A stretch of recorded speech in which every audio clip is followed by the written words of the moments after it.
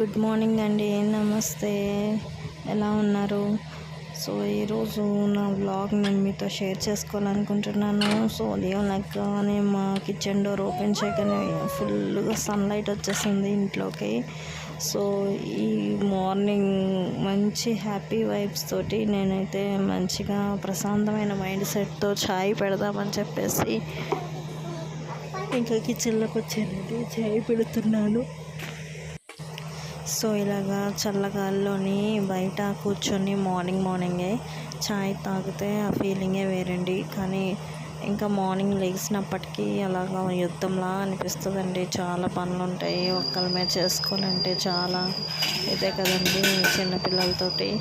So అయినా తప్పకుండా ఇక్కడైతే నేను గిన్నెలతో అమ్ముతున్నాను. వాళ్ళైతే ఫ్రెష్ అప్ అయిపోయారు. ఐస్ క్రీమ్ నేను చేశాను, అదేమో వాళ్ళు అడుగుతున్నారని చెప్పేసి మా హస్బెండ్, అందుకని నేను తీసి ఇస్తున్నాను. అది నేను మీతో చూపిస్తున్నాను ఎలా వచ్చింది ఐస్ క్రీమ్ అని. సో ఇది వచ్చేసి నేనైతే ఫ్రెష్ అప్ అయిపోయాను.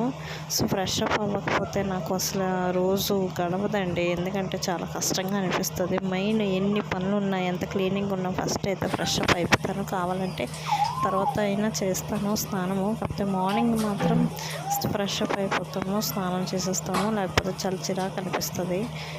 తర్వాత ఇంకా లంచ్ కూడా అయిపోయిందండి. అయిపోయిన తర్వాత కిచెన్ ఒకసారి క్లీన్ చేసేస్తున్నాను. డైలీ వన్స్ అయినా సరే కిచెన్ నేను ఇలా శుభ్రంగా క్లీన్ చేస్తాను లిక్విడ్స్ వేసి.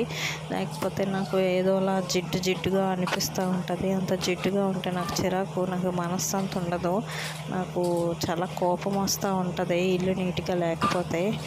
అందుకని చెప్పేసి నేను క్లీన్ చేసేస్తాను. నేను మా ఇంట్లోనే కాదు, ఎవరింటికి వెళ్ళినా సరే ఒక 3 రోజులు ఉన్నానంటే చాలు, ఇంకా నాకు నీట్నెస్ అనిపించకపోతే అది ఎవరి ఇల్లు అనిపించినా ఆల్మోస్ట్ క్లీన్ చేసేస్తాను. సో నాకు నీట్నెస్ లేకపోతే అంత చిరాకు. ఇదిగోండి ఇక్కడైతే నేను ఇంకా అలసిపోయాను, వాటర్ తాగుతున్నాను. ఈ ఎండకి చాలా దాహం వేసేస్తుంది, ఎంత వాటర్ తాగినా సరే సరిపోవట్లేదు. ఇంకా ఏం చేస్తాం, మేడ మీదకి వెళ్ళి బట్టలు అయితే తీసుకొచ్చి మడత పెట్టాలి, లేకపోతే మా జస్ట్ సోఫాకి తొక్కియడం, లేకపోతే బట్టలు నలిగిపోవడం అలా జరుగుతూ ఉంటాయి. అందుకని నేనైతే సోఫాలో ఉన్న బట్టలన్నీ ఫస్ట్ మడత పెట్టేస్తున్నాను. సోఫా కవర్స్ అవి కూడా మార్చాలండి, ఎందుకంటే వేసి ఒక 2 వీక్స్ అవుతుంది. మేము ఉన్న దగ్గర అయితే డస్ట్ అయితే చాలా పీపచ్చంగా డస్ట్ ఎక్కువ వచ్చేస్తుందండి. ఆ డస్ట్ వల్ల చాలా చిరాకు అనిపిస్తుంది. ఎన్నిసార్లు ఇల్లు తుడిచినా సరే అంత డస్ట్ వస్తుందండి.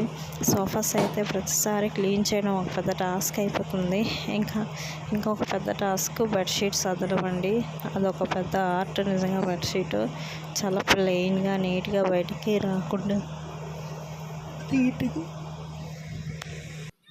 నీట్గా సర్దాలి. ఒకసారి సర్దామంటే ఒక 3-4 డేస్ అయినా సరే అలాగే ఉండాలి. కానీ నేనైతే 3-4 డేస్ అయితే ఉంచను, ఎందుకంటే చిన్నపిల్లలు ఉన్నారు కాబట్టి.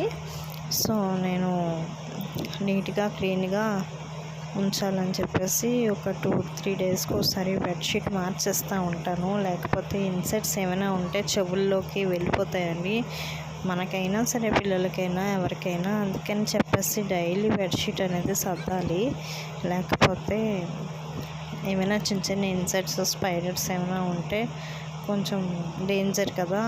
నేనైతే డైలీ కొంచెం కష్టంగానే చదువుతానండి, మరి ఏం చేస్తాం. నాకైతే ఇంత పని చేస్తే చాలా అలసట అనిపించిందండి. సో రెస్ట్ తీసుకోవాలనిపించింది. బయటికి వెళ్ళి జాబ్ చేయడం ఎంత కష్టమో నాకు తెలియదు, కానీ ఇంట్లో ఉండి పని చేయడం మాత్రం నాకు చాలా పెద్ద టాస్క్ అనే చెప్పచ్చు. ఎందుకంటే పని అలా తెవలదండి, అసలు ఎంత పని ఉంటూనే ఉంటుంది. సో ఫైనల్గా అయితే ఇంకా వాషింగ్ మిషన్లో బట్టలు వేయడం ఒక పని ఉంది, అది కూడా వేసేస్తే ఈరోజుతో కొంచెం పని కంప్లీట్. సో వాషింగ్ మిషన్లో బట్టలు వేస్తే పని అయిపోతుందండి. So if you like my video, please to like, share, comment and subscribe to my channel and click the bell icon.